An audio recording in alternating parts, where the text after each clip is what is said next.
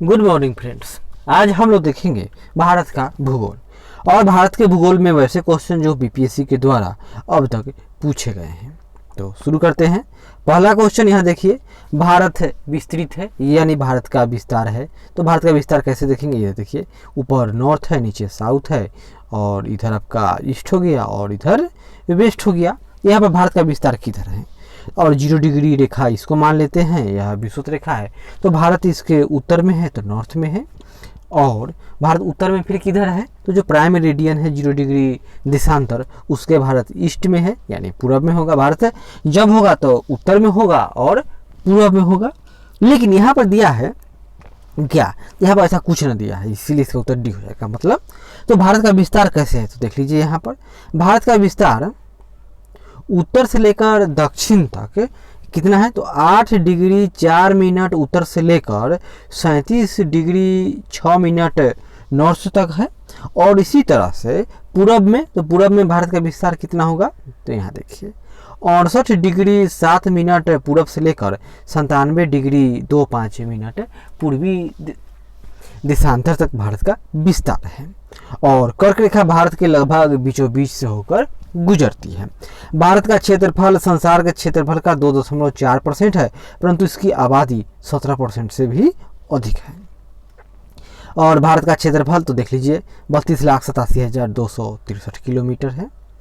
भारतीय प्रमाणिक समय यानी आईएसडी इंडियन स्टैंडर्ड टाइम एवं ग्रीनविच मध्य समय जीएमटी में अंतर पाया जाता है। कितना, तो 5.5 घंटा, लेकिन पॉजिटिव है अतः यह सही होगा।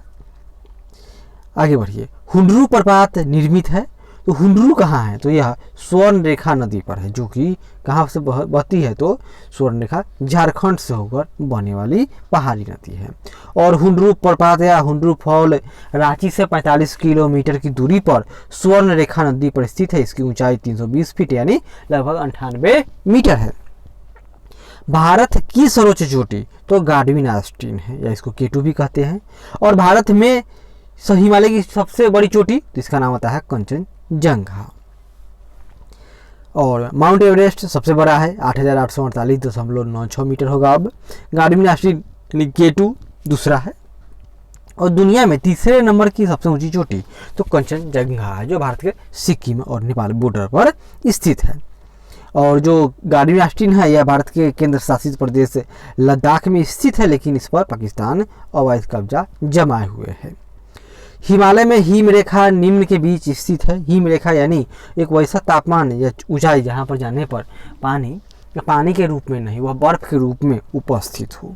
तो हिमरेखा 4300 मीटर से लेकर 6000 मीटर की एवरेज हाइट है, इसके ऊपर मिलने क्या होता है, तो हिमरेखा उपलब्ध हो जाती है।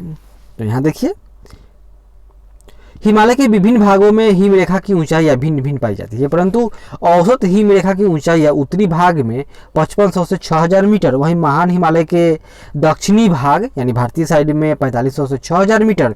इसी प्रकार पश्चिमी हिमालय की औसत हिमरेखा 5800 मीटर से लेकर पूर्वी हिमालय में 4300 मीटर तक पाई जाती है। यानी इस ऊंचाई पर जाइएगा वहाँ पर पानी के रूप में नहीं, वर्षा के रूप में नहीं, सब बर्फ के रूप में मिलेगा। हिमालय क्या पर्वतीय पदीय प्रदेश है, यानी हिमालय के फुटहिल्स की बात हो रही है, तो वह कौन है, तो शिवालिक है। शिवालिक श्रेणी का निर्माण हुआ है, तो सबसे लेटेस्ट है सेनोजोइक ईरा की बात हो रही है।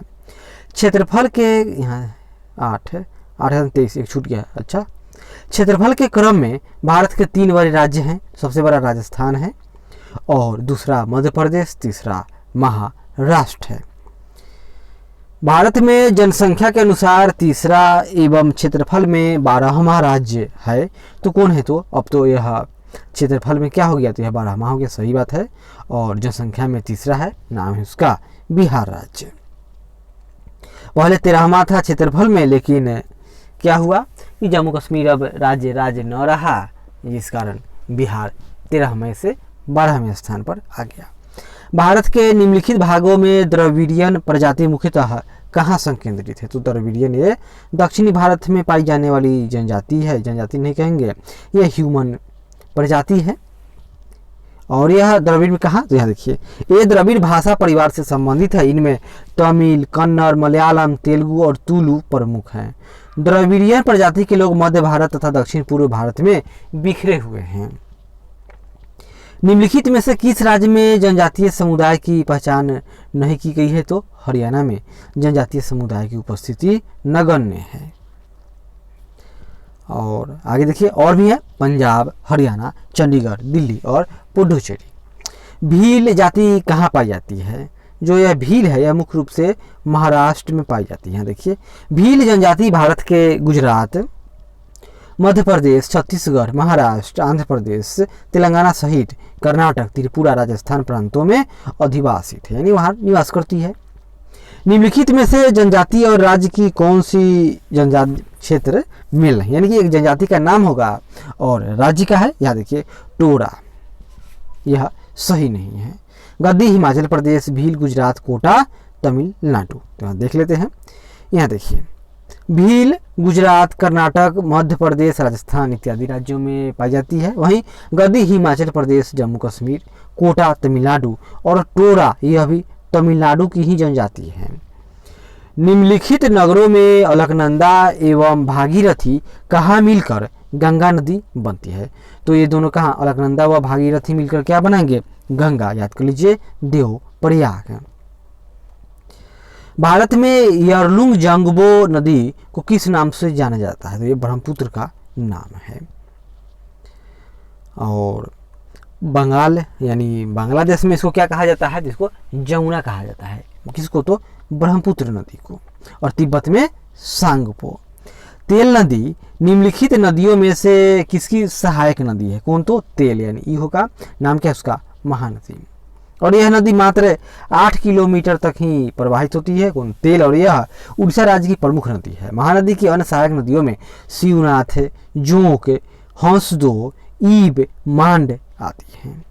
निम्नलिखित में से कौन सी नदियां बंगाल की खाड़ी में गिरती है, तो बंगाल की खाड़ी में गंगा, ब्रह्मपुत्र, गोदावरी, महानदी, कृष्णा, कावेरी, ये सब बंगाल की खाड़ी में गिरने वाली नदियां हैं। जबकि लूनी, नर्मदा व ताप्ती ये सब अरब सागर में गिरने वाली नदियां हैं। यहाँ देख लीजिए गंगा, ब्रह्मपुत्र, गोदावरी, महानदी, कृष्णा, कावेरी, पेन्नार, स्वर्णरेखा, ब्राह्मणी बंगाल की खाड़ी में गिरने वाली प्रमुख नदियां हैं। निम्नलिखित में से गंगा नदी घाटी का भाग कौन सी उपनदी है, तो गंगा नदी घाटी का भाग कौन सी उपनदी है, तो यहाँ ई हो जाएगा। ऐसा क्यों, यहाँ देखते हैं। उत्तरी कोयल और एक दक्षिणी कोयल है। जो उत्तरी कोयल है यह झारखंड से बहने वाली एक नदी है, जो सोन नदी की एक सहायक नदी है। यह सोन नदी के दाहिने तट पर मिलती है। सोन नदी दक्षिण भाग से गंगा नदी में मिलने वाली दूसरी सबसे बड़ी, यानी पहली कौन है, तो यमुना है, जो पटना के पास गंगा से मिलती है। वहीं दक्षिणी कोयल नदी झारखंड व उड़ीसा में प्रवाहित होती है। दक्षिणी कोयल नदी उत्तरी कारो नदी के साथ मिलकर कोयल नदी के रूप में प्रवाहित होती है, जो उड़ीसा के राउरकेला के पास शंख नदी से मिलकर ब्राह्मणी नदी के नाम से प्रवाहित होती है। इसमें उत्तरी कोयल है, उत्तरी कोयल तो एक था, तो उपनदी है, तो उत्तरी कोयल उपनदी है, ये होना चाहिए, लेकिन इसका उत्तर क्या बना दिया गया, तो ई लगा दिया गया। चलिए देखते हैं।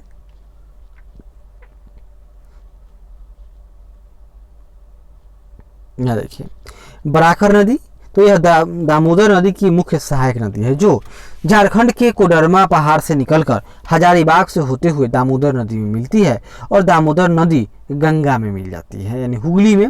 इसलिए यहाँ देखिए इस प्रकार बराकर, उत्तरी कोयल गंगा नदी घाटी की उपनदियाँ हैं। कौन, बराकर, जो मणिपुर नॉर्थ ईस्ट से होकर आती है, और कोयल भी, अतः इससे क्या हो गया इनका, तो इनका विकल्प गलत हो गया, यानी इनका विकल्प ई सही हो गया।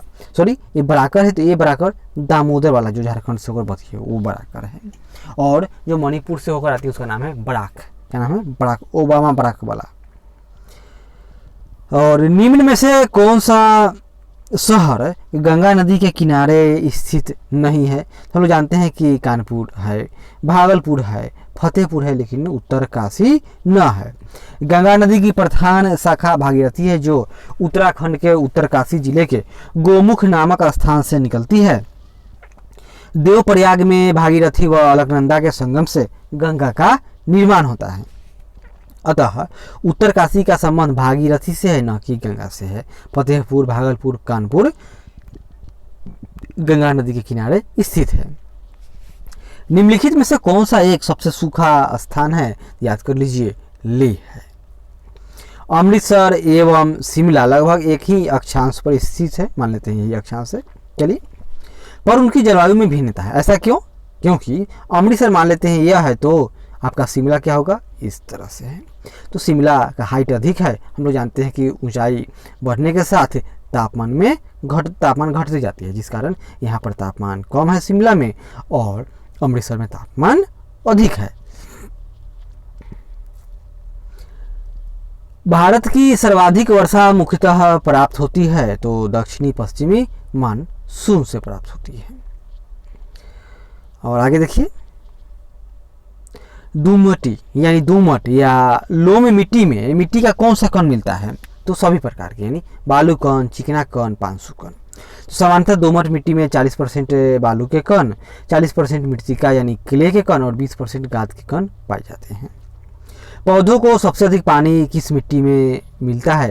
तो याद कर लीजिए, वह होगा आपका चिकनी मिट्टी। चिकनी मिट्टी में जल धारण की क्षमता सबसे अधिक होती है, इसलिए पौधों को सबसे अधिक पानी इसी मिट्टी में मिलती है। चिकनी मिट्टी में 50% से कम गाद, 50% तक मृतिका व बालू की कुछ मात्रा पाई जाती है। इसमें वायु का आवागमन कम होता है, जिससे जल क्रांति हो जाती है। निम्नलिखित नहर प्रणालियों में से किससे बिहार के क्षेत्र में सिंचाई होती है? याद कर लीजिए, त्रिवेणी नहर। और त्रिवेणी नहर से बिहार के क्षेत्र में सिंचाई होती है। यह गंडक नदी के बाएं तट से निकाली गई है और यह पश्चिमी चंपारण जिले में स्थित है। दिए गए कूट की सहायता से हरित क्रांति के घटक चुनिए। तो हरित क्रांति में उच्च उत्पादन देने वाली किस्म के बीज का उपयोग हुआ तो हुआ, सिंचाई का विकास हुआ तो हुआ, ग्रामीण विद्युतीकरण, याद देखिए, और ग्रामीण सड़कें और विपणन, ये दोनों क्या हो गए? तो इस दोनों को मान लेते हैं कि हरित क्रांति के घटक चुनिए। तो इसका क्या होगा? इसका उत्तर 1-2 उचित होना चाहिए, लेकिन अगर सिंचाई के लिए बिजली, तो बिजली गांव में क्यों? गांव में किसान है, किसान को बिजली चाहिए। अब किसान को और अनाज है, तो अनाज का अगर बेचने के लिए उसको मार्केट जाना है, तो उसके लिए सड़क भी चाहिए। अतः ये चारों सही हो जाएगा। यहाँ देखिए, भारत में वर्ष 1965 के बाद उच्च उत्पादन देने वाली किस्म के बीजों, उर्वरक, सिंचाई और अन्य तकनीकी प्रयोगों को बढ़ावा देना, ग्रामीण विद्युतीकरण, कृषि उत्पादों की बाजार तक पहुंच सुनिश्चित करने के लिए ग्रामीण सड़कों और विपणन कार्यों को बढ़ावा देना हरित क्रांति के नाम से जाना जाता है। निम्न में से कौन सा एक कृषि में उत्पादकता बढ़ाने का रास्ता है? ये होगा, यानी कुशल सिंचाई, गुणवत्तापूर्वक बीज, कीटनाशकों का प्रयोग, उर्वरकों का प्रयोग। तो ये चारों सही होगा इसका। इंद्रधनुषीय क्रांति का संबंध है, यानी अम्ब्रेला स्कीम, मतलब सब होगा। तो हरित क्रांति, श्वेत क्रांति, नीली क्रांति, यानी एक छाता है, मान लेते हैं बहुत बड़ा, और इसके अंदर सबको ले आइए। 28 जुलाई 2000 को केंद्र सरकार ने नई राष्ट्रीय कृषि नीति की घोषणा की। इस नई नीति के तहत इंद्रधनुषीय क्रांति की परिकल्पना प्रस्तुत की गई। इसके अंतर्गत प्रत्यक्ष या अप्रत्यक्ष रूप से कृषि के क्षेत्र से संबंधित सभी क्रांतियों को शामिल किया गया, जैसे हरित क्रांति, श्वेत क्रांति, पीली क्रांति, नीली क्रांति, लाल क्रांति, सुनहरी क्रांति, भूरी क्रांति, रजत क्रांति व खाद्यान्न श्रृंखला क्रांति। ये सब याद कर लीजिएगा और देख लीजिएगा कि इसका मतलब क्या होता है, इसका मतलब क्या होता है। क्वेश्चन आते हैं, जैसे देखिए, काली क्रांति संबंधित है, तो काली क्रांति का संबंध कच्चा तेल उत्पादन से है। काली क्रांति का संबंध कच्चा तेल उत्पादन से है। वहीं गुलाबी क्रांति प्याज उत्पादन, नीली क्रांति मत्स्य उत्पादन, हरित क्रांति खाद्यान्न उत्पादन, लाल क्रांति मांस व टमाटर, पीली क्रांति तिलहन उत्पादन से संबंधित है।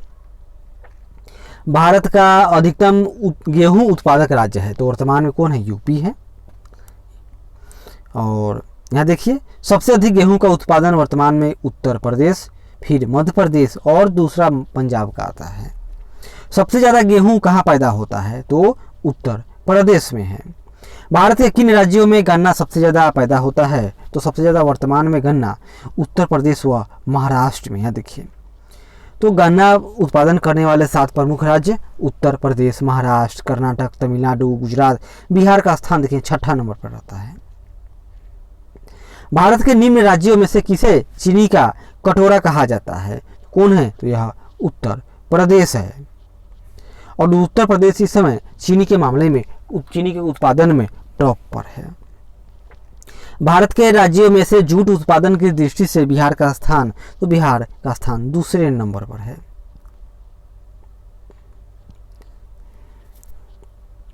यहाँ देखिए, पश्चिम बंगाल अकेले 50% से अधिक जूट का उत्पादन करता है, उसके बाद बिहार का नंबर है और तीसरा स्थान असम का है। भारत में एकमात्र राज्य जो केसर का उत्पादन करता है, तो पहले तो सही था लेकिन अब तो सिक्किम में भी इस बार से केसर का उत्पादन होगा। तो कौन सा राज्य था एकमात्र? तो वह जम्मू कश्मीर था।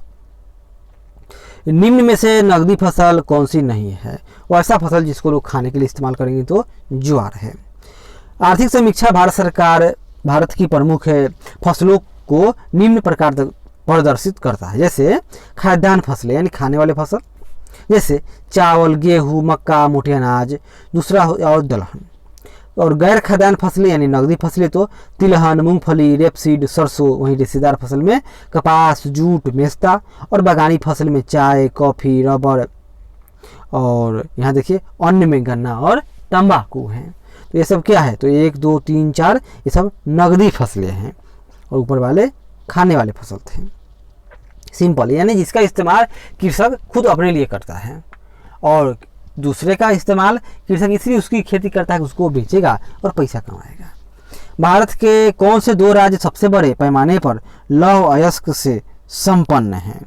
तो अब कौन होगा? तो अभी तो वर्तमान में झारखंड और उड़ीसा का नाम आता है, लेकिन पहले तो बिहार का नाम था। यहाँ देखिए,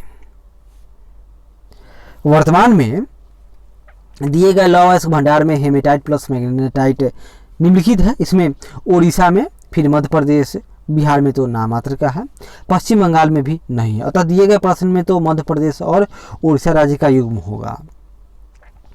यहाँ देखिए, भारत में लौह अयस्क से संपन्न राज्यों में प्रमुख राज्य इस प्रकार है। एक टॉप पर है कौन? तो दक्षिण भारत में कर्नाटक, याद कीजिए कर्नाटक, फिर ओडिशा, झारखंड, छत्तीसगढ़। वहीं हेमेटाइट की उपलब्धता वाले राज्यों में ओडिशा, झारखंड, छत्तीसगढ़, यही 3 याद कीजिए। वहीं मैग्नेटाइट की बहुलता वाले राज्यों में कर्नाटक, आंध्र प्रदेश, तमिलनाडु, गोवा। याद कीजिए गोवा में भी लोहा है। निम्नलिखित लौह अयस्कों में से बाइलाडीला में किसका खनन होता है? तो हेमेटाइट का होता है। बाइलाडीला खान छत्तीसगढ़ के दंतेवाड़ा जिले में स्थित है। यहाँ हेमेटाइट लौह अयस्क का खनन किया जाता है। हेमेटाइट उच्च गुणवत्ता वाला लौह अयस्क है। यह मुख्य रूप से छत्तीसगढ़, झारखंड, उड़ीसा, कर्नाटक, महाराष्ट्र, आंध्र प्रदेश, गोवा आदि राज्यों में पाया जाता है। कौन? तो हेमेटाइट।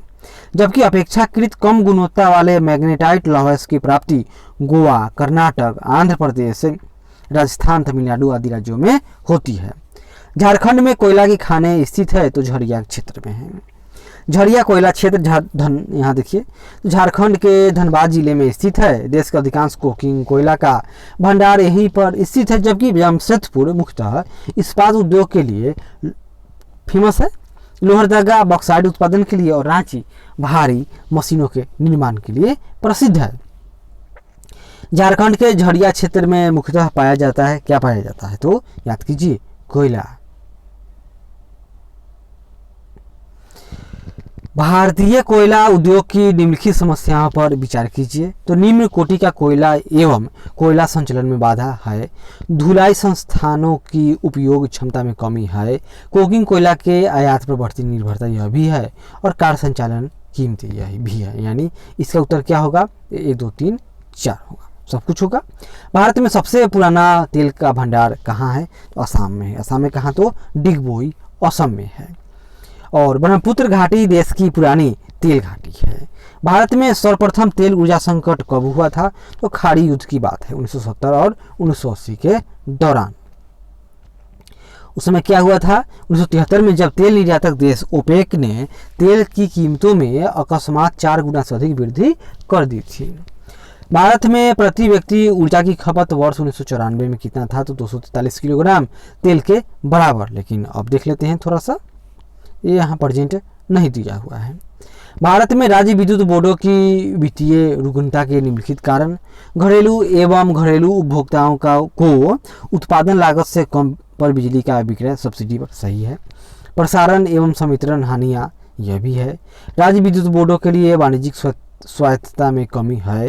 राज्य सरकारों ने राज्य विद्युत बोर्डों के माध्यम से सामाजिक परिधान नीतियों को क्रियान्वित किया है, तो यह भी सही है। 1 2 3 4, यानी कि ले लीजिए, यूज करते रहिए, उसको पैसा नहीं दीजिए। और न ही ऐसा मैकेनिज्म बनाया गया है ताकि बिजली की जो बोर्ड हैं उनको नियमित रूप से पैसा मिल सके, अतः उनमें समस्या है। ये पूरा पढ़ लीजिएगा, इसको ध्यान से, अपने आप समझ में आ जाएगा। आगे देखिए, टिस्को संयंत्र किसके नज़दीक है? तो टिस्को संयंत्र की बात हो रही है, तो यह टाटा नगर यानी जमशेदपुर। यहाँ देखिए, TISCO Tata and iron steel company limited Bharat की प्रमुख इस्पात कंपनी है। टाटा नगर जमशेदपुर स्थित इस कारखाने की स्थापना 1907 में साक्षी नामक स्थान पर किया गया। बिहार में डालमिया नगर किसके लिए प्रसिद्ध है? वह सीमेंट के लिए प्रसिद्ध है। कौन? तो डालमिया नगर। बिहार में डालमिया नगर मुख्य रूप से सीमेंट के लिए प्रसिद्ध है। इसके अतिरिक्त यहाँ पर चीनी, कागज, केमिकल आदि उद्योग भी स्थापित हैं। निम्नलिखित स्थानों में कहाँ तांबा उद्योग स्थापित है? तो तांबा उद्योग आपके खेतरी यानी राजस्थान में यहाँ देखिए, खेतरी यानी राजस्थान के झुंझुनू जिले में स्थित है। यह तांबा उद्योग के लिए यह प्रसिद्ध क्षेत्र है। यहाँ तांबे की खदानें पाई जाती हैं। हिंदुस्तान कॉपर लिमिटेड के अधीन यहाँ कॉपर प्रोजेक्ट चलाया जा रहा है, जबकि तारापुर परमाणु ऊर्जा, टीटागढ़ कागज उद्योग तथा रांची इंजीनियरिंग उद्योग के लिए प्रसिद्ध है।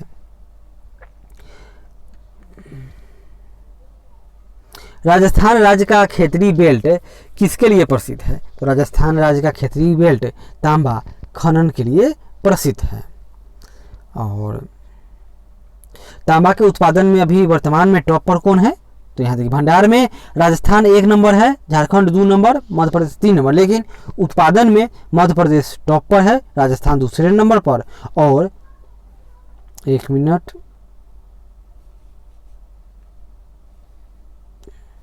और झारखंड तीसरे नंबर पर है। स्वर्णिम चतुर्भुज क्या है? तो यह क्या है? तो यह सड़क परियोजना है, यानी महानगर को जोड़ने वाला राजमार्ग है। यही हम कह सकते हैं? नहीं कहेंगे, इसको कहेंगे हम लोग राष्ट्रीय राजमार्ग परियोजना। तो स्वर्णिम चतुर्भुज एक राष्ट्रीय राजमार्ग परियोजना है जिसकी शुरुआत 2001 में हुई थी। इसके माध्यम से देश के 4 प्रमुख महानगरों दिल्ली, मुंबई, चेन्नई, कोलकाता को सड़क मार्ग द्वारा जोड़ा जा रहा है। भारत का 40% सड़क परिवहन होता है राष्ट्रीय राजमार्ग से। यहाँ देखिए, वर्तमान में 40% यातायात का लोड कहाँ है? तो राष्ट्रीय राजमार्ग पर है, जबकि देश के कुल राजमार्गों की लंबाई लगभग 2% है और इनकी कुल लंबाई 1,32,500 किलोमीटर के आसपास है। निम्नलिखित नंबर की राजधानी ट्रेनों में से कौन सी एक अधिकतम दूरी तय करती है? तो त्रिवेंद्रम सेंट्रल। कौन? तो त्रिवेंद्रम सेंट्रल की बात हो रही है। कुरियर सेवा से प्रतिस्पर्धा के लिए भारतीय डाक विभाग ने द्रुत डाक सेवा का आरंभ कब किया था? 1986 की बात है। Speed post. भारतवर्ष में सर्वप्रथम दूरभाष का प्रादुर्भाव किस वर्ष हुआ था? तो यहाँ देखिए, भारत में वर्ष 1850 में सर्वप्रथम टेलीग्राफ सेवा कोलकाता और डायमंड हार्बर के बीच शुरू की गई। 1881 ईस्वी में इंग्लैंड की ओरिएंटल टेलीफोन कंपनी लिमिटेड ने भारत में कलकत्ता, बॉम्बे और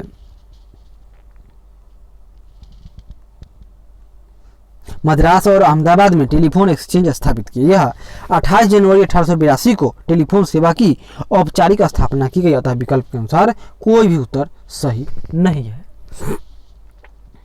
पाट अंचल अवस्थित है, तो पाट कहाँ है? तो यह झारखंड में है। पाट रीजन, छोटा नागपुर का अधिकांश भाग झारखंड राज्य के अंतर्गत आता है और इसी में पाट कहाँ है? तो पाट अंचल स्थित है। ये ऊंचे पहाड़ी शिखर होते हैं। झुमरी तिलैया जो रेडियो गीत पर क्या होता है हम जानते हैं कि पहले रेडियो पर गीतों की फरमाइश के लिए इसका नाम प्रसिद्ध था, झुमरी तिलैया से। तो किस राज्य में स्थित है? तो यह झारखंड में है। क्षेत्रफल के अनुसार निम्नलिखित राज्यों का सही अवरोही क्रम क्या है? बताइए क्षेत्रफल के हिसाब से। तो सबसे बड़ा राज्य इसमें कौन है? तो आपका मध्य प्रदेश है। दूसरा स्थान उत्तर प्रदेश, तीसरा आंध्र प्रदेश, चौथा बिहार है। असम कुल मिलाकर कितने राज्यों एवं केंद्र शासित क्षेत्रों से घिरा हुआ है? तो असम कुछ इस तरह का है। उसके ऊपर देखिए कौन कौन से राज्य का इसका बाउंड्री टच करता है, तो हम बता सकते हैं। पश्चिम बंगाल, फिर पश्चिम बंगाल के बाद में आपको क्या होगा, अरुणाचल प्रदेश, अरुणाचल प्रदेश के बाद में नागालैंड, नागालैंड के बाद में किसका स्थान आता है, मणिपुर, मिजोरम, त्रिपुरा। तो 1 2 3 4 5 पश्चिम बंगाल, 6 और एक यहाँ पर है, क्या नाम उसका, मेघालय। तो क्या होगा, 7 राज्य। गद्दी लोग निवासी हैं, तो गद्दी कहाँ के लोग निवासी हैं, तो हिमाचल प्रदेश के हैं। बोडो निवासी हैं, तो बोडो कहाँ के हैं, तो गारो पहाड़ी के हैं। और ये गारो पहाड़ी कहाँ है मुख्य रूप से, तो मेघालय में है। गारो जनजाति है, तो गारो जनजाति कहाँ की है, तो ये मेघालय दिया है। मेघालय तो है लेकिन केवल मेघालय में नहीं मिलेगा। यहाँ देखिए मेघालय, असम, मिजोरम तीनों राज्यों में पाई जाती है, अतः इसका उत्तर ई होता तो सही हो जाता। गंगा की जलोढ़ मृदा की गहराई भूमि सतह से नीचे है, तो लगभग 6000 मीटर यानी 6 किलोमीटर की गहराई तक पाई जाती है। ओल्डहम के अनुसार गंगा के जलोढ़ निक्षेपों की मोटाई 4000 से 6000 मीटर तक गिलेनी के अनुसार 2000 मीटर है। भारत की सबसे बड़ी वाह नदी है, तो भारत में बहने वाली सबसे बड़ी वाह नदी यानी जल के क्षेत्र मामले में तो गंगा है, या बहने वाली सबसे बड़ी नदी गंगा है। यहाँ देखिए भारत में गंगा का जो क्षेत्रफल है वह 2525 kilometre, Godavari 1465 kilometre, Narmada 1312 kilometre, Mahanadi 858 kilometre है।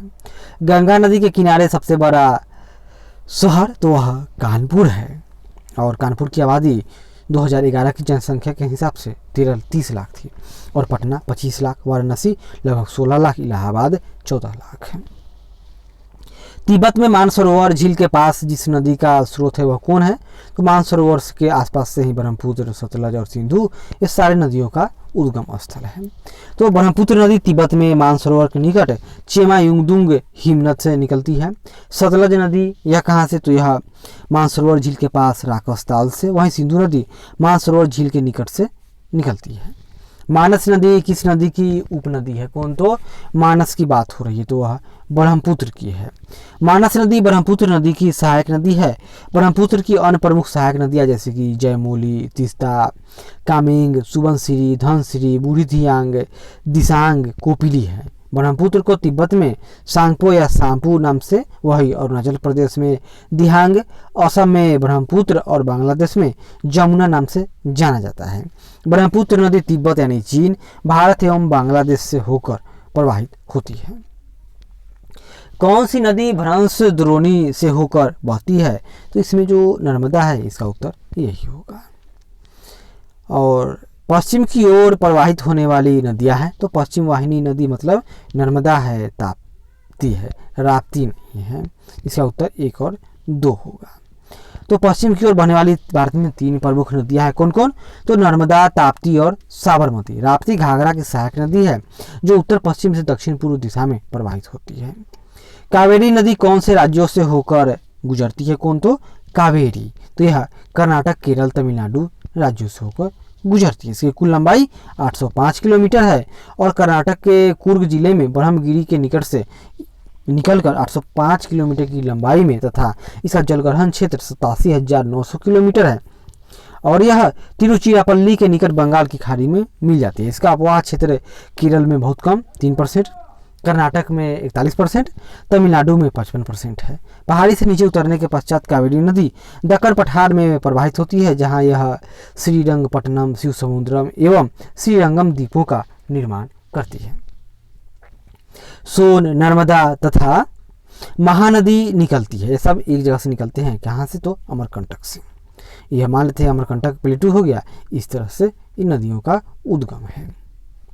दामोदर नदी निकलती है, तो दामोदर नदी छोटा नागपुर पठार से निकलती है, कहाँ से, तो दामोदर छोटा नागपुर पठार से। दामोदर नदी छोटा नागपुर पठार की पहाड़ियों से निकलती है, और उसकी कुल लंबाई 592 किलोमीटर है। निम्नलिखित में से कौन भूमि बंधित नदी है, यानी कि वैसा नदी जो समुद्र में अपना जल न पहुंचा सके, तो उसका नाम है लूनी नदी। और लूनी नदी अजमेर के दक्षिण पश्चिम में अरावली श्रेणी से निकलती है। 320 किलोमीटर तक प्रवाहित होने के पश्चात यह कच्छ के रण के दलदली क्षेत्र में विलुप्त हो जाती है, अतः इसका संपर्क समुद्र से नहीं हो पाता है। निम्न नदियों में सबसे अधिक नदी पथ परिवर्तन किसका है? याद कर लीजिए, कोसी नदी है। यह बिहार का क्या है? तो बिहार का शोक है। त्रिवेणी नहर में किस नदी से पानी आता है? तो त्रिवेणी नहर में गंडक नदी से पानी आता है और यह पश्चिमी चंपारण जिले में स्थित है। भारतीय मानसून मौसमी विस्थापन से इंगित है, जिसका कारण क्या है? तो स्थल तथा समुद्र का विभेदी तापमान, तापमान में डिफरेंस, जिससे क्या होगा? Low pressure and high pressure की का क्या होगा? तो उसका आविर्भाव होता है और उससे क्या होगा? तो हवाओं का परिवर्तन, और हवाओं का परिवर्तन अतः उससे मानसून की उत्पत्ति हो जाती है। यही मानसून का विशिष्ट लक्षण है। मानसून के बारे में कुछ कल्पनाएं हैं या हाइपोथेसिस कहेंगे, परिकल्पना, जैसे तापीय संकल्पना, अर्थात मानसून की उत्पत्ति स्थल एवं जल के असमान संगठन तथा उनके गर्म एवं ठंडा होने के विरोधी स्वभाव के कारण होती है, अर्थात इस पर सूर्य के उत्तरायण एवं दक्षिणायन का पर्याप्त प्रभाव है। दूसरा है नवीन संकल्पना, ये बहुत पेचीदा है। इसमें क्या होगा? तो मानसूनी हवाओं की उत्पत्ति वायु दाब और हवाओं की पेटियों की खिसकाव के कारण होती है। इस संकल्पना का पहली बार प्रतिपादन फ्लॉन नामक विद्वान ने किया था। क्या नाम था उनका? फ्लॉन। आम्र वर्षा होती है यानी मैंगो श्रावर। इस क्वेश्चन को डिलीट कर दिया गया। ऐसा क्यों? क्योंकि आम्र वर्षा, यहाँ देखिए, कर्नाटक एवं केरल राज्य दक्षिण भारत में आते हैं। केरल में अप्रैल महीने में तड़ी झंझावात के साथ होने वाली वर्षा को चेरी ब्लोजम कहते हैं, यानी कॉफी के फसल के लिए लाभदायक है। जबकि मई महीने में होने वाली वर्षा को आम्र वर्षा, कहाँ? मई महीना में। और ये भी कहाँ होगा? तो ये भी केरल और कर्नाटक में ही होता है, क्योंकि इस वर्षा से आम के फल पकने लगते हैं। वहीं बंगाल एवं असम में अप्रैल मई में होने वाली तड़ी झंझावात के साथ वर्षा को काल वैसाखी कहते हैं। दिए गए विकल्प में सही नहीं है। ऐसा क्यों? क्योंकि आम्र वर्षा किसको कहते हैं? तो यहाँ तो केरल और कर्नाटक को तो दिया नहीं, और बंगाल और बिहार दे दिया। अगर यहीं पर केरल, कर्नाटक, साउथ के राज्य का नाम होता तो सही हो सकता था। निम्न राज्यों में से किस राज्य में जाड़े के मौसम में बारिश होती है? तो जाड़े के मौसम में कहाँ? तो दक्षिण के तमिलनाडु में मानसून लौटते समय यहाँ पर बरसात होती है, अक्टूबर नवंबर के महीने में। इसको क्या कहेंगे? उत्तर पूर्व मानसून या लौटते हुए मानसून से तमिलनाडु के तटवर्ती इलाके में 65 से 75 सेंटीमीटर तक वर्षा होती है। चेरापूंजी अवस्थित है, तो यह मेघालय राज्य में है। पहले चेरापूंजी में दुनिया में सबसे ज़्यादा वर्षा होती थी, लेकिन अब यह स्थान मेघालय के ही मानसी राम नामक स्थान ने ले लिया है। सूची 1 का सूची 2 से मिलान कीजिए। चलिए करते हैं। बाढ़, भूकंप, और आगे देखते हैं क्या क्या है। सूखा व चक्रवात, तो इसका डायरेक्ट मिलान ही देख लेते हैं, क्योंकि दोनों 2 पेज में लेट लगेगा। यहाँ देखिए, केंद्रीय जल आयोग ने बाढ़ों की गणना करने के लिए बाढ़ पूर्वानुमान संगठन यानी फ्लड फोरकास्टिंग ऑर्गेनाइजेशन की स्थापना की है। वर्तमान में इस संगठन ने देश के 14 बाढ़ प्रभावित राज्यों एवं एक केंद्र शासित प्रदेश में 166 स्टेशनों को चिन्हित किया है, जिसमें सर्वाधिक स्टेशन कितने? 35 उत्तर प्रदेश व 32 बिहार में हैं। भारत में भूकंप प्रभावित क्षेत्र में हिमालय एवं गिरिपथ क्षेत्र, उत्तर पूर्वी भारत, सिंधु गंगा बेसिन, कैम्बे और कच्छ का रण, अंडमान और निकोबार द्वीप समूह है। वहीं सूखा से सर्वाधिक प्रभावित क्षेत्र उत्तर पूर्वी भारत है। चक्रवात सामान्य रूप से भारत के पूर्वी तट को प्रभावित करता है, कुछ पश्चिमी तट पर अरब सागर में भी आते हैं। अतः भारत का पूर्वी तट बंगाल की खाड़ी में उठने वाले चक्रवात से सर्वाधिक प्रभावित क्षेत्र है, जिसमें उड़ीसा राज्य में चक्रवात की आवृत्ति सबसे अधिक है, यानी बारंबारता सबसे अधिक है। आगे देखिए, करेवास मृत्तिका जो जाफरान यानी केसर का एक स्थानीय प्रकार है के उत्पादन के लिए उपयोगी है। और ये करेवास मिट्टी क्वेश्चन उठ रहा है कि कहाँ पाई जाती है? सिंपल, कहाँ? तो कश्मीर में पाई जाएगी। तो जाफरान यानी केसर की खेती के लिए कश्मीर घाटी प्रसिद्ध है, जो करेवा मिट्टी यानी उदूर में उपजाई जाती है, और यह ताजे जल द्वारा जमा की गई मिट्टी है। और रेगुर किसका नाम है? तो रेगुर काली मिट्टी का एक प्रचलित नाम है। क्या नाम है उसका? तो रेगुर मिट्टी काली मिट्टी का ही एक अन्य नाम है। और आगे देखिए, काली मिट्टी को स्थानीय रूप से रेगुर या रेगर या कपास मिट्टी या उष्णकटिबंधीय चरनोजम मिट्टी कहते हैं। क्या कहते हैं उसको? याद कर लीजिए, चरनोजम आदि अलग अलग नामों से जाना जाता है। भारत में इसका विस्तार लगभग 50 मिलियन हेक्टेयर में है, जो भारत की कुल मिट्टी का 15% है। यह मिट्टी गुजरात, महाराष्ट्र, पश्चिमी मध्य प्रदेश, उत्तर पश्चिमी आंध्र प्रदेश, कर्नाटक, तमिलनाडु, राजस्थान, छत्तीसगढ़, झारखंड के बड़े भागों में पाई जाती है। रेगर मिट्टी सबसे ज़्यादा स्थित है तो कहाँ? तो महाराष्ट्र में। रेगुर नाम है काली मिट्टी का। मृदा अपरदन रोका जा सकता है तो वनारोपण से। सिंपल बात है। अति चराई, वनस्पति के उन्मूलन, पक्षी संख्या में वृद्धि, ये सब तो अपोजिट है।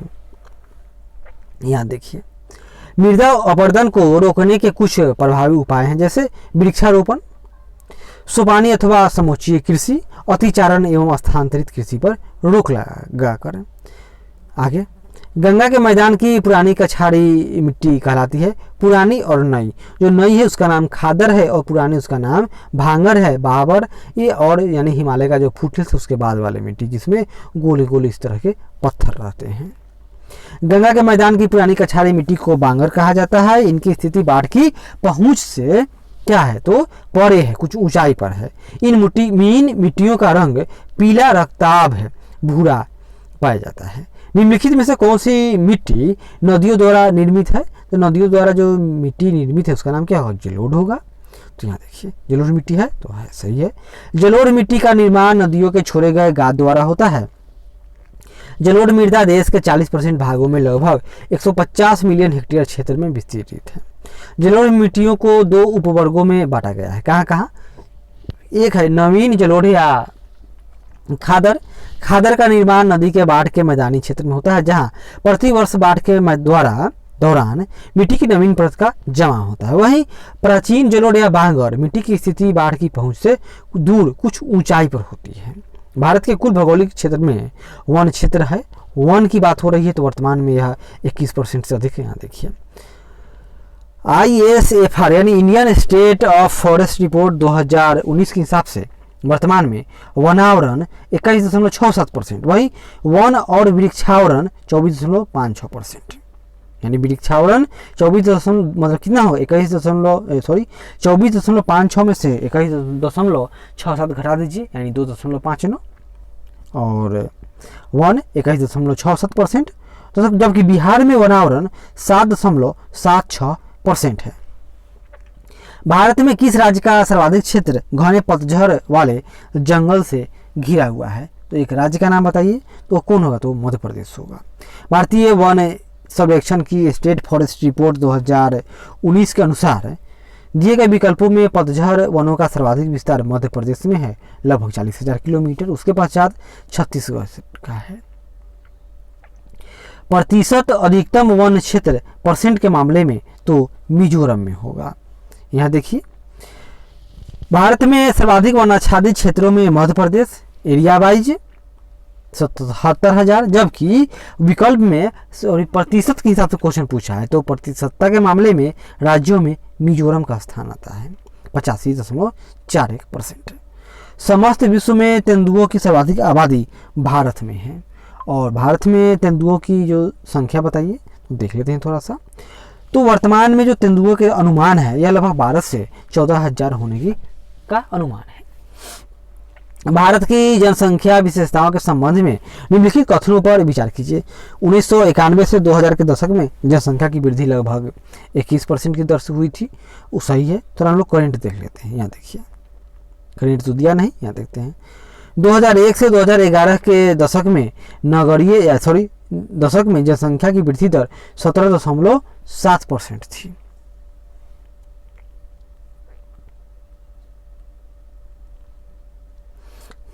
यहाँ देख लेते हैं। हाँ, 2011 में कुल साक्षरता दर 73%, पुरुष साक्षरता दर 80.9%, महिला साक्षरता 64.6%, और इन दोनों का जो गैप है अभी भी बहुत है 16.3% है। 2011 की जनगणना के अनुसार भारत की कुल जनसंख्या में नगरीय जनसंख्या का प्रतिशत था तो 31% से अधिक है। 31.2% नगरीय आबादी है और ग्रामीण आबादी 68.8% है। सारण सिंचाई नहर निकलती है किससे, तो गंडक से निकलेगी। और गंडक परियोजना के अंतर्गत गंडक नदी पर त्रिवेणी घाट के पास एक 740 मीटर लंबा बैराज बना है और जिसे कुछ नहरें निकाली गई है, जिसमें से एक सारण सिंचाई नहर है। भाखड़ा नंगल एक संयुक्त परियोजना है हरियाणा, पंजाब और राजस्थान का, जो सतलज नदी पर है। भाखड़ा नंगल बांध किस नदी पर बनाया गया है, तो सतलज नदी पर है। किस नदी पर शिव समुद्रम जलप्रपात अवस्थित है, बताइए किस नदी पर, शिव समुद्रम। तो किस पर है यह, तो यह कावेरी नदी पर है। और हम लोग जानते हैं कि कावेरी नदी का उद्गम कर्नाटक के कोडागु जिले की ब्रह्मगिरी पहाड़ियों से होता है। इसका अपवाह क्षेत्र कर्नाटक, केरल और तमिलनाडु में है। हीराकुड बांध है या डैम तैयार किया गया है तो ये उड़ीसा में है, महानदी पर है। और यह महानदी पर बनाई गई एक बहुत ही भीमकाय परियोजना है और यह संबलपुर से 15 किलोमीटर दूर 61 मीटर ऊंचा है, 61 मीटर ऊंचा तथा लंबाई 4801 मीटर यानी लगभग 5 किलोमीटर है। विश्व का सबसे लंबा बांध है। इस बांध की कुल लंबाई 25.8 किलोमीटर है। इस बांध से लगभग 10 लाख हेक्टेयर क्षेत्र में सिंचाई भी की जाती है। मैथान, बेलपहाड़ी एवं तिलैया बांध किस नदी पर बनाए गए हैं, ये सब बराकर नदी पर बनाए गए हैं। किस पर, तो बराकर नदी पर, याद कर लीजिए क्या नाम है उसका, बराकर रिवर। तो मैथान, बेलपहाड़ी और तिलैया बांधों का निर्माण दामोदर की सहायक नदी बराकर पर दामोदर नदी घाटी परियोजना के प्रथम चरण में शुरू किया गया। भारत में कौन सा कृषि वित्त का स्रोत नहीं है, तो जो कृषि वित्त का स्रोत नहीं है वो कौन कौन नहीं है, तो इनमें से कोई, यानी सहकारी समितियां, व्यापारिक बैंक, क्षेत्रीय ग्रामीण बैंक, ये सब है। कृषि में युग्म पैदावार का आशय डैश को उगाने से है, तो विभिन्न मौसमों पर 2 फसल, तो क्या होगा, युग्म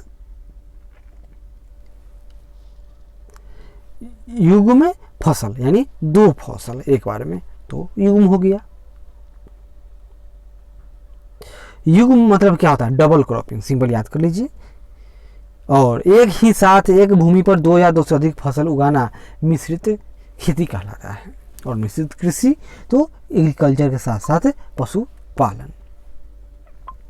और भारत में द्वितीय हरित क्रांति के संबंध में क्या सही है, तो द्वितीय हरित क्रांति से संबंधित अगर क्वेश्चन आए तो उसमें से प्रायः इनमें से सही भी सही हो जाता है, क्योंकि सारे अच्छे बात लिखे रहते हैं। इसे देखते हैं, यहाँ भी देखिए सी है तो 2 और 4 सही है। थोड़ा इसका ऊपर हम पूरा ही देख लेते हैं हम लोग डिटेल।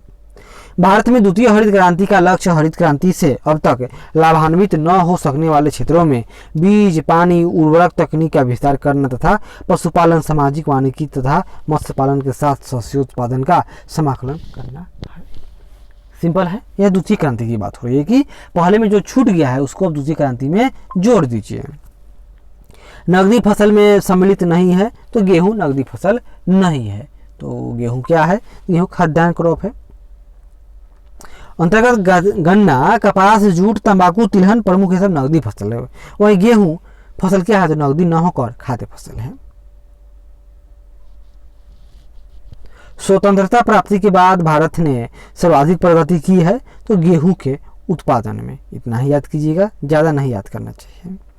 और प्रमुख खाद्य फसल है, जो प्रमुख खाद्य फसल है वो कौन होगा, तो चावल है। भारत का प्रमुख खाद्य फसल चावल, दूसरे नंबर पर गेहूं है। भारत के चावल के कटोरे क्षेत्र का नाम बताइए, तो यह कृष्णा और गोदावरी का डेल्टा क्षेत्र, इसको क्या कहते हैं, तो चावल का कटोरा कहा जाता है। यहाँ पर लगभग 2/3 चावल खरीफ फसलों के अंतर्गत बोया जाता है। यहाँ चावल के प्रमुख उत्पादक क्षेत्र तेलंगाना और रायलसीमा है, जो कृष्णा गोदावरी डेल्टाई क्षेत्रों में ही विस्तृत है। खेती के अंतर्गत क्षेत्र के अनुसार भारत में सबसे महत्वपूर्ण खाद्य फसल कौन सी है, तो वह चावल है। और 2019-20 के हिसाब से भारत के 43.8 मिलियन हेक्टेयर कृषि क्षेत्र पर चावल एवं 29.1 मिलियन हेक्टेयर कृषि क्षेत्र पर गेहूं का उत्पादन किया जाता है। भारत में कौन सी फसल सर्वाधिक क्षेत्र में बोई जाती है? तो चावल। भारत का सबसे बड़ा कपास उत्पादक राज्य की बात है तो याद कर लीजिए गुजरात। लेकिन इसमें देखिए अब करंट डाटा के हिसाब से आर्थिक समीक्षा 2019-20 के हिसाब से वर्तमान में कपास के अग्रणी उत्पादक राज्य में 1 नंबर महाराष्ट्र, दूसरा गुजरात, तीसरा तेलंगाना और चौथा मध्य प्रदेश है। गन्ने के उत्पादन में राज्यवार घटते क्रम बताइए। सबसे अधिक उत्पादन उत्तर प्रदेश, फिर महाराष्ट्र, तमिलनाडु व कर्नाटक में है। यहाँ देखिए उत्तर प्रदेश, महाराष्ट्र, कर्नाटक, तमिलनाडु व गुजरात में है। शुष्क भूमि के लिए सर्वाधिक उचित फसल कौन सी है? शुष्क भूमि के लिए तो मूंगफली है यानी ग्राउंडनट। यह शुष्क प्रदेशों की वर्षा आधारित खरीफ फसल है। कौन? तो ग्राउंडनट। गेहूं मुख्यतः शीतोष्ण कटिबंधीय रबी ऋतु की फसल है जिसे सिंचाई की सुविधा वाले क्षेत्रों में उगाया जाता है। गन्ना एक उष्ण कटिबंधीय फसल है जिसकी खेती अधिकतर सिंचित क्षेत्रों में या आर्द्र या उपाद्र जलवायु वाले क्षेत्रों में की जाती है। भारत का सबसे बड़ा रबर उत्पादक राज्य है। कौन है वह? तो केरल है। निम्नलिखित में से भारत का कौन सा राज्य रबर के उत्पादन में टॉप पर है? याद कर लीजिए केरल। भारत सर्वश्रेष्ठ उत्पादक एवं उपभोक्ता भी है किसका? तो चाय का है। भारत विश्व में चाय का दूसरा यानी पहला तो चीन का है वर्तमान में, लेकिन सबसे बड़ा उपभोक्ता भारत है। निम्नलिखित में से किस पहाड़ी पर चाय बागान नहीं है? तो वे गिरनार यानी गुजरात के गिरनार पहाड़ी पर। काननदेव पहाड़ियाँ भारत के केरल राज्य में राज्य की इडुक्की जिले में अवस्थित है। यहाँ यह क्षेत्र मुनार हिल स्टेशन के पास अवस्थित है। कहाँ? तो मुनार। नीलगिरी चाय भारत की सबसे विशिष्ट चायों में से एक है। भारत का दार्जिलिंग मुख्यतः चाय उत्पादन के लिए प्रसिद्ध है जो सिक्किम राज्य के दक्षिण में पश्चिम बंगाल राज्य में अवस्थित है। गिरनार पर्वत गुजरात राज्य में अवस्थित है जहाँ पर चाय बागानों का विकास नहीं हो पाया है। भारत अपनी आवश्यकता से अधिक उत्पादन करता है किसका? तो चाय का करता था, अब है नहीं। अनाज, पेट्रोलियम एवं पेट्रोल रसायन का भारत आयात करता है जबकि भारत चाय का निर्यात करता है। विश्व के 4 निर्यातक देशों में भारत का चतुर्थ स्थान है। आप समझ सकते हैं कि भारत से अधिक निर्यात केन्या, चीन और श्रीलंका भी करते हैं। तो भारत में इसका कितना खपत है? हर घर में दिन की शुरुआत चाय के साथ है। भारत का सर्वाधिक पटसन उत्पादक राज्य है। तो कौन है सर्वाधिक पटसन उत्पादक राज्य? तो ये हुगली क्षेत्र यानी पश्चिम बंगाल। और आगे बढ़ते हैं। निम्नलिखित भारतीय राज्यों में लौह अयस्क उपलब्ध नहीं है। कहाँ नहीं है? तो लौह अयस्क पंजाब में न है। तो भारत में लौह अयस्क उत्पादन के 4 प्रमुख क्षेत्र उत्तर पूर्वी जिसमें झारखंड एवं उड़ीसा राज्य सम्मिलित है। मध्य भारत जिसमें मध्य प्रदेश, छत्तीसगढ़, महाराष्ट्र। प्रायद्वीपीय भारत इसमें कर्नाटक और गोवा। अन्य क्षेत्र जिसमें जैसे कि आंध्र प्रदेश, राजस्थान, केरल, गुजरात, हरियाणा व पश्चिम बंगाल। लेकिन पंजाब का नाम आपको कहीं ना मिलेगा। भारत के निम्न राज्य में चांदी उपलब्ध है। तो चांदी कहाँ है? तो झारखंड में चांदी है। यहाँ देखिए भारत में चांदी के 3 प्रमुख उत्पादक राज्य इस प्रकार हैं: राजस्थान, कर्नाटक, झारखंड। निम्न खनिजों में से किस खनिज के उत्पादन में भारत विश्व में अग्रणी है? तो भारत चादरी अब्रक यानी माइका यही कहेंगे हम लोग। यहाँ देखिए वर्तमान में चादरी अब्रक का सबसे बड़ा उत्पादक भारत है। तांबा का सबसे बड़ा उत्पादक चिली है। जिप्सम का सबसे बड़ा उत्पादक चीन है। लौह अयस्क का भी सबसे बड़ा उत्पादक चीन है। भारत का कौन सा राज्य सर्वाधिक अब्रक उत्पादन करता है? तो पहले बिहार करता था लेकिन अब तो झारखंड होगा। यहाँ देखिए लेकिन वर्तमान समय की बात आ जाए तो वर्तमान में आंध्र प्रदेश, फिर राजस्थान, उड़ीसा, बिहार और झारखंड अब्रक के बड़े भंडार वाले राज्य हैं। जबकि भारत के अब्रक के 3 प्रमुख उत्पादक राज्यों में आंध्र प्रदेश 1 नंबर, दूसरा राजस्थान और तीसरा झारखंड है। भारत में खनिज उत्पादन में समृद्ध राज्य पहचानिए। तो खनिज के उत्पादन में पहले झारखंड हुआ करता था जब बिहार झारखंड दोनों साथ साथ थे। लेकिन अब कौन है? तो यहाँ देखिए खनिज उत्पादक राज्य बिहार था पहले, लेकिन अब वर्तमान में मूल्य की दृष्टि से अपतटीय क्षेत्र के बाद सबसे पहले अपतटीय क्षेत्र यानी सागर वाला क्षेत्र यानी केंद्र हो जाएगा। उसके बाद मूल्य की दृष्टि से उपतटीय क्षेत्र के बाद कम से कम 6 खनिज उत्पादक राज्यों का क्रम इस प्रकार है। 1 नंबर कौन है? तो 1 नंबर में आपका रह जाएगा छत्तीसगढ़। दूसरा स्थान किसका है? झारखंड। तीसरा तेलंगाना, चौथा आंध्र प्रदेश, पांचवा पश्चिम बंगाल और बिहार का भी थोड़ा सा स्थान है। तो 1 2 3 4 5 6, लेकिन अब बिहार अब इसमें भी नहीं है। कोयला उत्पादन में राज्यवार घटता क्रम बताइए। तो कोयला उत्पादन में राज्यवार घटता क्रम तो देख लेते हैं हम लोग करेंट। तो कोयला उत्पादन में सबसे अधिक ओडिशा, फिर छत्तीसगढ़ और तीसरा स्थान झारखंड का है। कोरबा कोयला क्षेत्र अवस्थित है तो यह छत्तीसगढ़ में है। और कोरबा क्या है? तो यह कोरबा कोयला क्षेत्र छत्तीसगढ़ के कोरबा जिले में हसदेव नदी बेसिन क्षेत्र में अवस्थित है। कुल 530 वर्ग किलोमीटर क्षेत्रफल पर विस्तृत कोरबा कोयला क्षेत्र राज्य का प्रमुख कोयला क्षेत्र है। इसके समीप ही कोरबा ताप विद्युत संयंत्र स्थित है। किस खनिज से रेडियम प्राप्त होता है? याद कीजिए, पिच ब्लेड से। रेडियम एक रेडियो एक्टिव रासायनिक अवयव है। इसका प्रतीक आरए है। इसे यूरेनियम अयस्क यानी पिच ब्लेड से प्राप्त किया जाता है। भारत में पहला पनबिजली शक्ति केंद्र आरंभ हुआ था शिव समुद्रम में। कहाँ? शिव समुद्रम। और शिव समुद्रम कहाँ था? कहाँ है? तो ये कर्नाटक के मांड्या जिले में है। और इस संयंत्र का निर्माण कोलार स्वर्ण खदानों में विद्युत की आपूर्ति के उद्देश्य से किया गया था। मैसूर महल एवं बंगलुरु शहर विद्युत प्राप्त करने वाले देश की क्रमशः पहली इमारत एवं नगर थे। मैसूर महल पहली इमारत जिसको विद्युत दिया गया, और दूसरा नगर, या पहला नगर कौन था? तो पहला नगर बंगलुरु शहर था। भारत में ऊर्जा उत्पादन एवं उपभोग के संबंध में निम्नलिखित में से कौन सा कथन सही नहीं है? ऊर्जा उत्पादन के बारे में, यानी बाकी सब सही होगा। तो गत दशक में भारत में ऊर्जा उत्पादन में ह्रासमान प्रवृत्ति लक्षित हुई है। विश्व में प्रति व्यक्ति ऊर्जा उपभोग भारत में न्यूनतम है, सही है।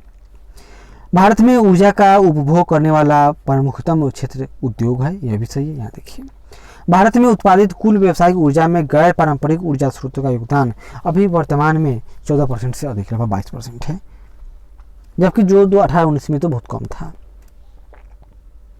भारत में कतिपय लौह इस्पात संयंत्र पश्चिमी तट से होकर आयोजित किए गए हैं।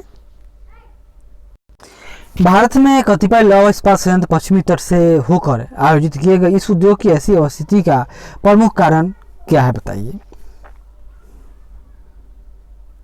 तो इसका कारण क्या है? ऊपर देखिए, यहाँ देखिए, गोवा एवं मध्य प्रदेश में स्थित उत्तम श्रेणी के लौहअयस्क निक्षेपों की निकटता के साथ ही इस्पात निर्यात के लिए बंदरगाहों की उपस्थिति, विनिर्माण हेतु उसी क्षेत्र में लौह की खपत, पश्चिमी तट के निकट लौह संयंत्रों की स्थापना का मुख्य कारण है।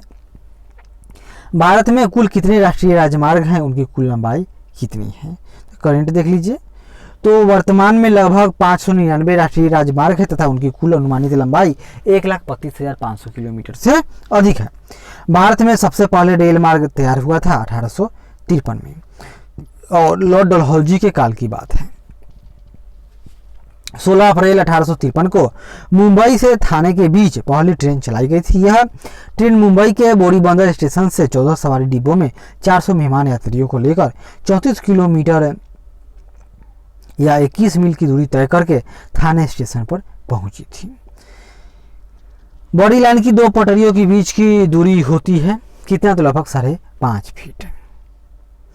रेल मार्ग चौड़ाई यानी पटरियों की दृष्टि से 3 भागों में विभक्त किया जाता है। एक होता है मीटर गेज, यानी दोनों पटरियों के, पटरी मतलब क्या, एक पटरी हुआ, इन दोनों के बीच की दूरी लगभग 1 मीटर। चौड़ी या बड़ी लाइन यह 1.676 मीटर या 5.5 फीट, और छोटी लाइन इतना, यानी इतना मतलब क्या होगा, लगभग 76 सेंटीमीटर।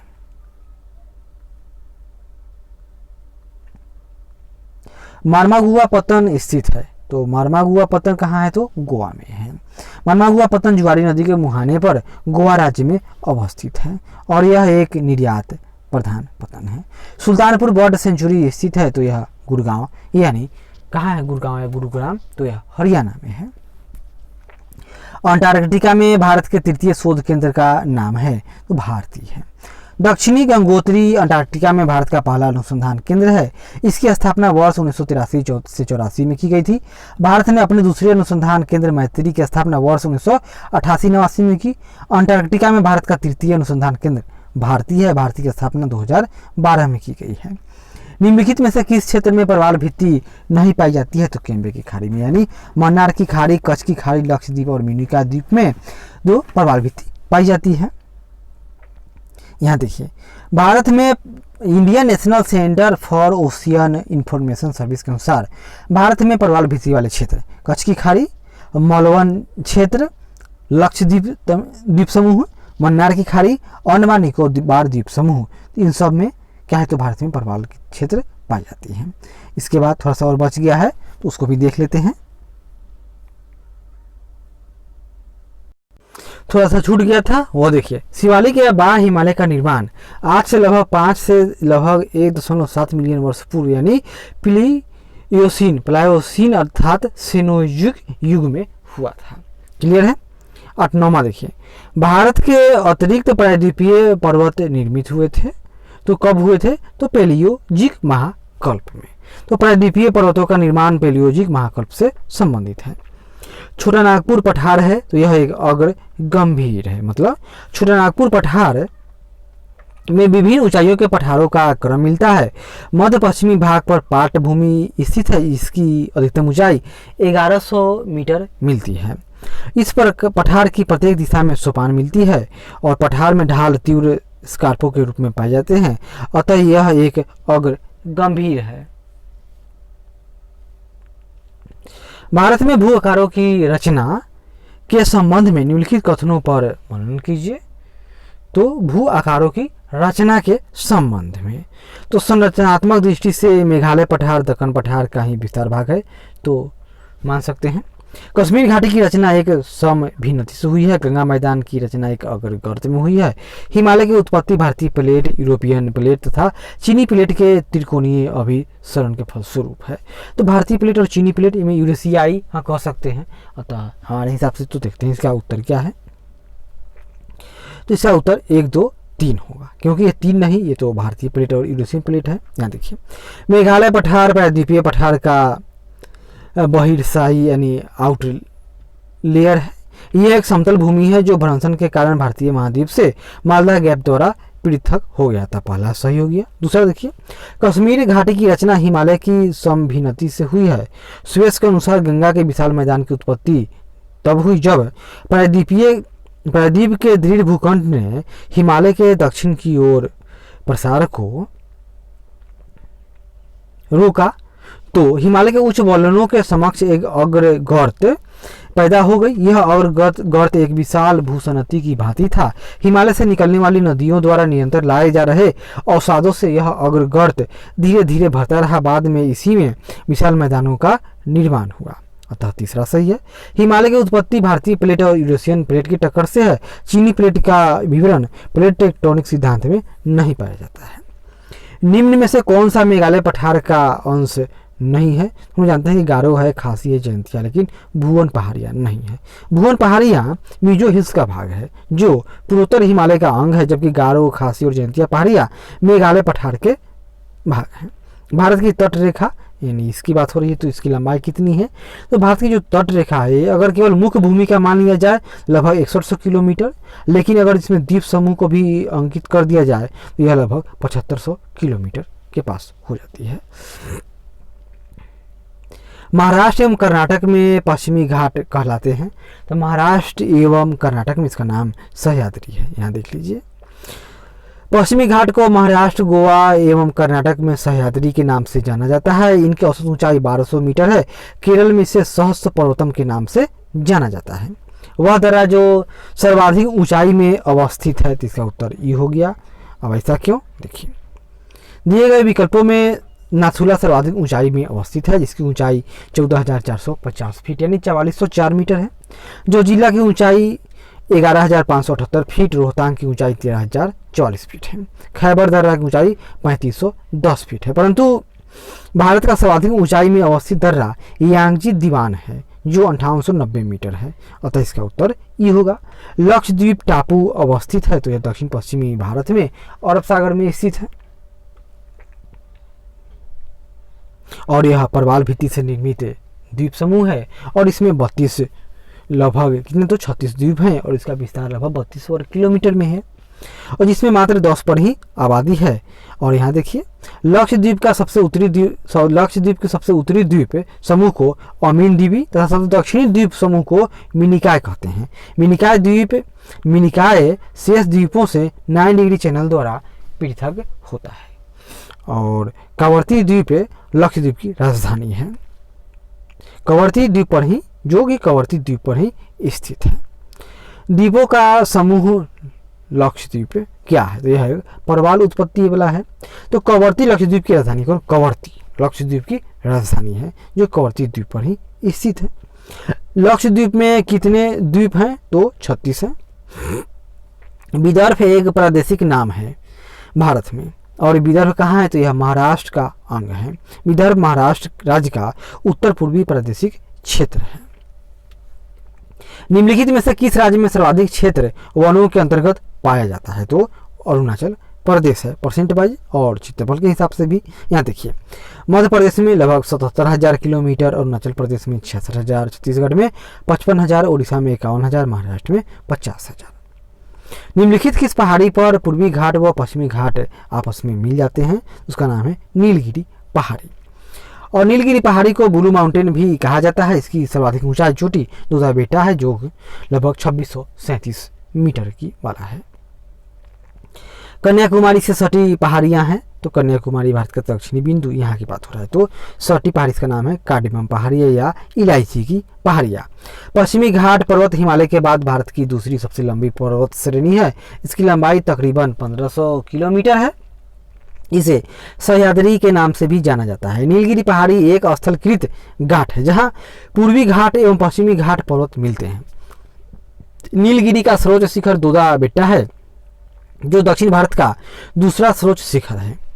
दक्षिणी भारत का सर्वोच्च शिखर बिंदु अनायमुडी या अन्नामलाई पर्वत चोटी है। यह नीलगिरी के दक्षिण में है। अन्नामलाई के दक्षिण में कार्डेमम की पहाड़ियां हैं जो कन्याकुमारी के नजदीक है। तो बस अब तक इतने ही क्वेश्चन बीपीएससी में ज्योग्राफी से आए थे। इसके बाद हम लोग मिलेंगे तो आधुनिक भारत से संबंधित क्वेश्चन देखेंगे, वो लगभग 350 हैं। तो आशा करते हैं कि यह प्रयास अच्छा लगे। जरूर लाइक करें, शेयर करें, कमेंट करें और सब्सक्राइब करें। धन्यवाद।